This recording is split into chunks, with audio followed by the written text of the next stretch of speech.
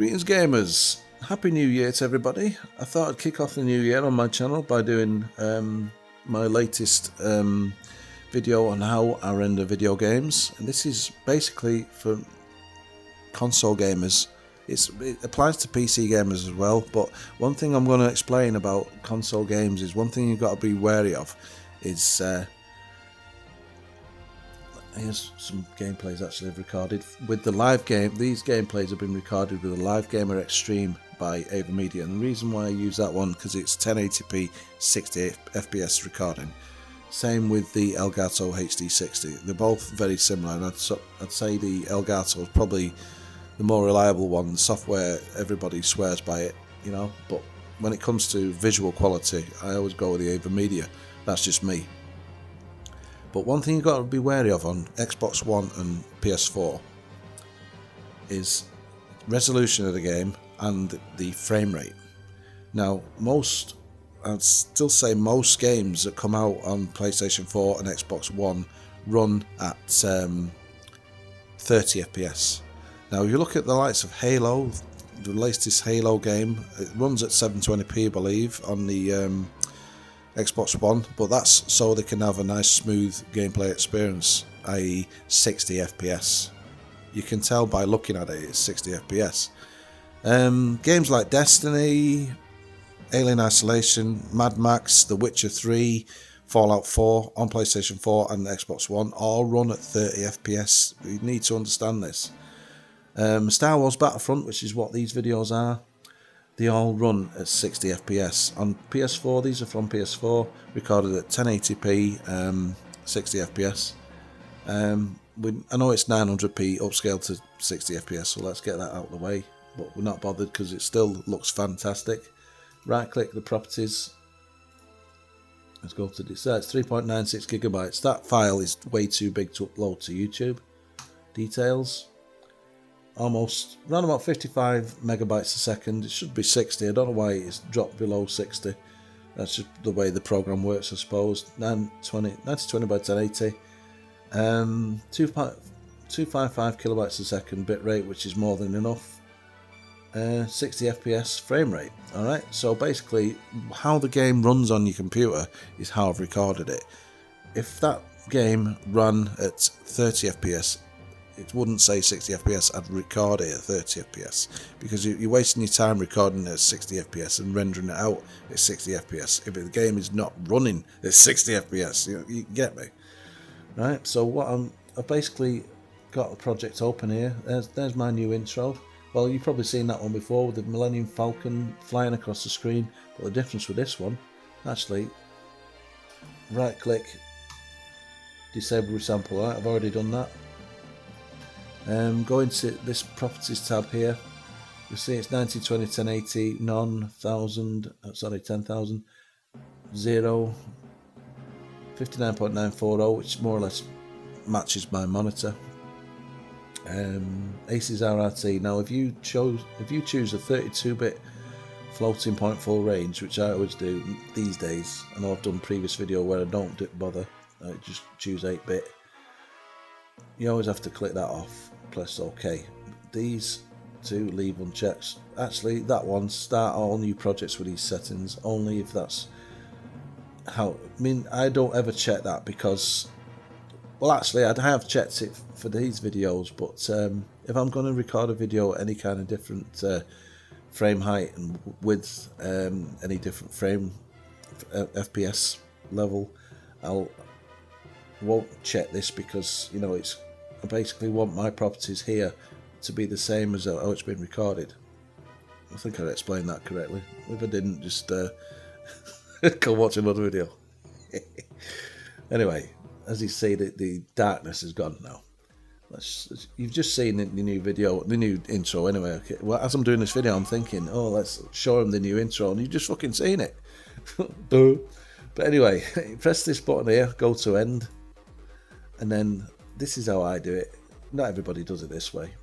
I just import it that way. Right click, properties. Now you notice the peaks are built straight away there because I've done this earlier on as a practice. But you find it takes a few minutes sometimes to build the peaks. You can click as it's building these peaks up on the audio track. It'll give you the option down here when I'm highlighting to click cancel. But it's better to have peaks, because then say if someone stops talking, and say if you're doing an audio, you're editing your audio track, and I say something that's not very nice or I mess my words up, you can always just cut it out. At least you'll be able to see the audio peak. You can see the period of silence, and you can see the period where you're talking. You can just basically highlight what you're trying to get rid of. But anyway, with this Live Game Extreme, I don't add anything to the project. I just right click it, and I always continually check that disable resample, right? And I find a starting point in the video, what I want to start from. Right now, let's just take it a little bit back. Let's press S to split the clip. Now, in order for it the old clip has to be highlighted for S to work, right? So that bit there, let's get rid of that. Now the transition, the Star Wars game, in the Star Wars movies, they have this kind of transition. It's called a linear wipe. Bang it in there. Oh, started the new year off with a cold. It's not something I normally get, colds. I've got a decent immune system. I don't have to put the kids to death on what I've just said, but I don't seem to suffer like this. But anyway, notice by default it's on preview auto. Let's just highlight those two. I don't press Shift and B because in the preview, where is it?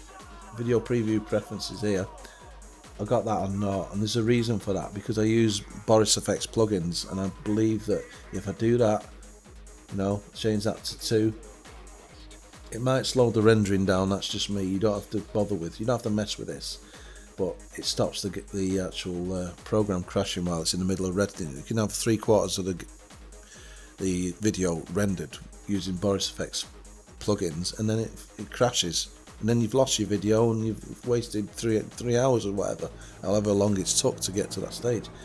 So I do that. Okay, so let's just highlight that little bit and let's watch it. There we go. We have a nice little transition there, Star Wars style. Now go all the way along to the end of the video. Let's have a look at the score. 25-4. Ooh, that rhymes. See how it just goes off abruptly? You don't want to do that. Go back using this. See that previous frame key?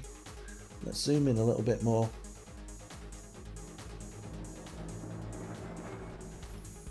Zoom in even more than that. There we go. Now what I'm going to do is press S. I'm going to split it there. Right click. Deletez-vous. Now, in order to see this one here, the right left soft edge, I choose that one. Go in. And the audio track, see how it says fade out offset? Press your left button on your mouse and drag it in so it says at least. I go 5 minutes sometimes. 5 seconds sometimes. Let's do it to 5 seconds. Let's take it that way a bit. Sometimes it's a bit tricky to highlight it again. There we go, 5 seconds. Right, so let's just zoom back out again. And let's watch the end of that, and you'll see how the audio fades out and the video transitions out. They're blocking with a missile.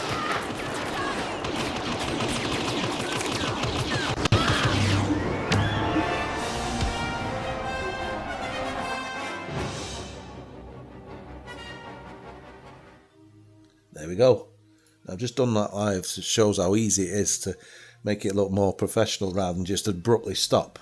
I mean, I notice a lot of these big YouTube channels, they do that. They just bang the video out there. They go on about leaving likes, and that's their main goal is to, can I get 1,000 likes? Can I get 2,000 likes? Thank you for your support. And give us a load of fucking likes, you know what I mean? And they've not put any kind of intro on or outro. I mean, it's not essential to put an intro and outro on, but it just adds that professional touch. It adds that, more, shows that somebody's actually made a bloody effort. Yeah, and there's quite a few of us that do this, and it's my good buddy Rhythmworks. You need to check him out. I'll leave his channel in the description. He's a very good commentator. And Sakuraba1982. He's a crafty fucking he's a crafty geezer. Didn't mean to swear then. But he's a great character, and he got a bigger channel than mine, the bastard. But he's been a great friend to me, and check out his videos. And the reason why I mention these two guys is because they go out the way to make the videos look, polished, basically. So what I do in finishing, once I've faded it out like that, I just add an outro to the end of it, and away you go. And finally, I render it as the AVC test setting, right? Which is basically Sony AVC stroke MVC MP4. You don't get no pixelation with these. I'd say the quality is not quite as good as the main concept. Hang on, let's go back up. See this one? Main concept AVC stroke AAC. Now you can have a 1080p 60 FPS video out of that at say 35 megabytes a second or whatever. It doesn't even have to be that high. But this is from the Sony MVC. Now if you take that internet and then you customize the template, this is where you can change it to more or less what I've got. Just change the frame rate because it runs at that frame rate. The bit rate, change to that. And if you've got a GPU assistance, rendered if using GPU if available, uncheck that. Audio, I go to 320 because there's a lot of sounds going off, so you want decent audio quality. Projects, best, click OK. Now that's basically the same as this one. Where are we? AVC test setting, customized templates. As you can see, it's the same as what I've just set. Project, best, audio, there we go. And I will render that out. Now what you'll find with a Sony preset on Sony Vegas, these render out quicker than any others that I've found. Quicker than WMV and Jesus, slow down, Pemby. Quicker than the main concept AVC AAC MP4, right? So these are really decent quality and more than good enough for YouTube, and that's how the easiest way to render. All right, I'm Pemby66. Happy New Year! Thank you for watching. I hope you understood all that. I mean, I didn't, but I hope you did. Thanks for watching, guys, and have a great New Year. See you later.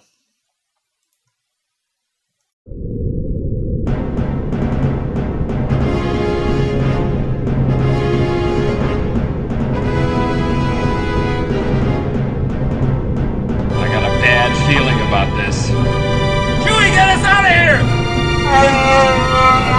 here!